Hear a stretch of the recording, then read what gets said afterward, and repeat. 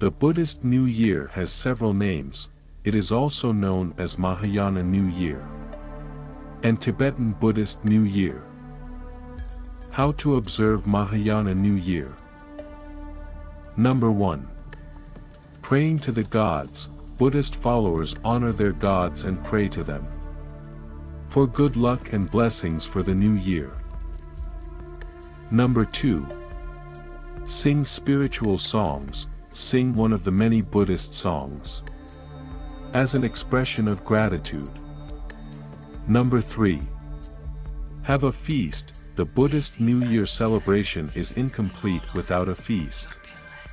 Indulge in your favorite foods with your family and friends and count your blessings.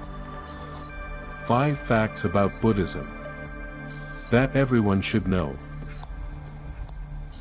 Number 1. Buddhists don't use the word Buddhism. The word Buddhism was coined in the 1830s by Western scholars.